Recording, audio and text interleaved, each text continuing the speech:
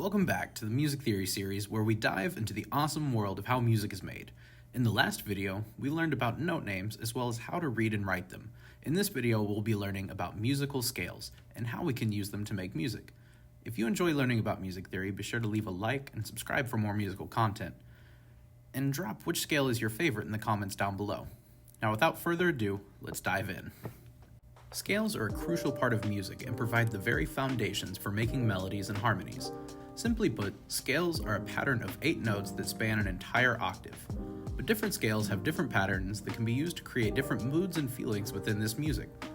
For right now, we'll only touch on the two most widely used and recognized scales, the major and minor scale. Major scales sound like this.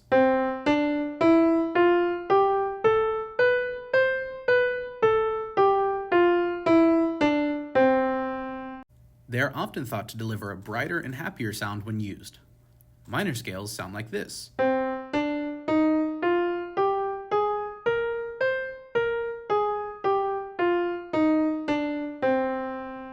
They are often thought to have a more melancholy or sad sound to them. Each note has its own scale, but it will follow the same pattern of half and whole steps that make up the scale type. That means that if we have a C major scale, it can sound similar to a G major scale, but the G major scale will sound as a higher pitch than the C major scale. But overall, the scale will sound very similar because the notes in the scales are made using the same distances between each note. We'll play both the C major and G major scale so you can hear how similar they sound.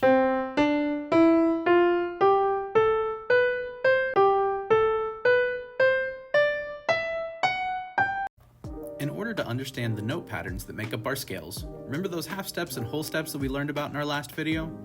We make musical scales by using certain combinations of half steps and whole steps. So as a quick reminder, a half step is the next immediate pitch or key on a piano. So it would be like an A to an A sharp.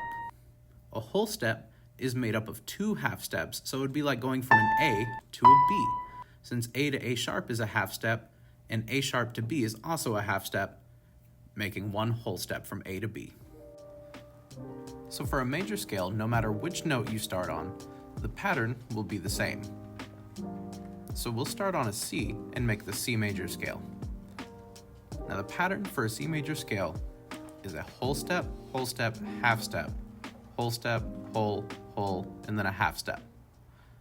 So starting on C, we'll go up a whole step to D, and then another whole step to E.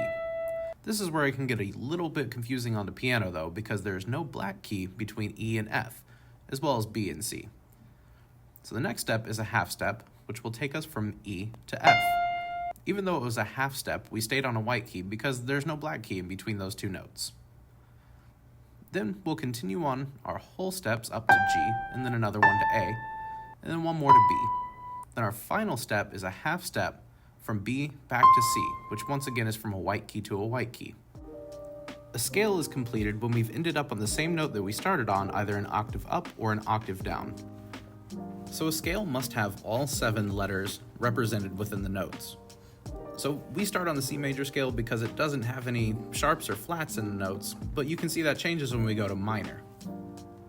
So minor scales are made up using the following pattern: whole step, whole, half, whole, and then whole step.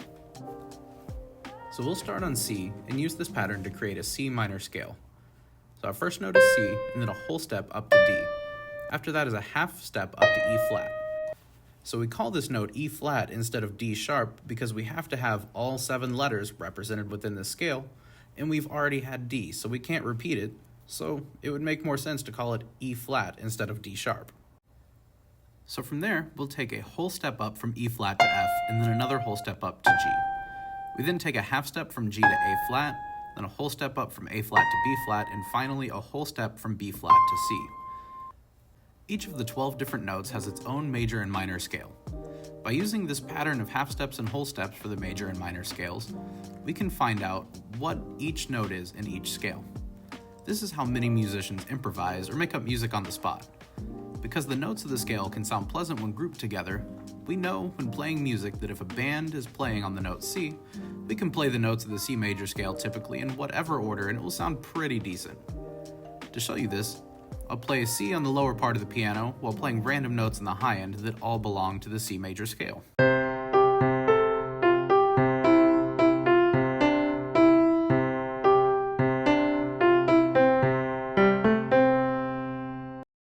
We can do this starting on any note with any scale. Just to show you, here's a quick G minor improvisation as well.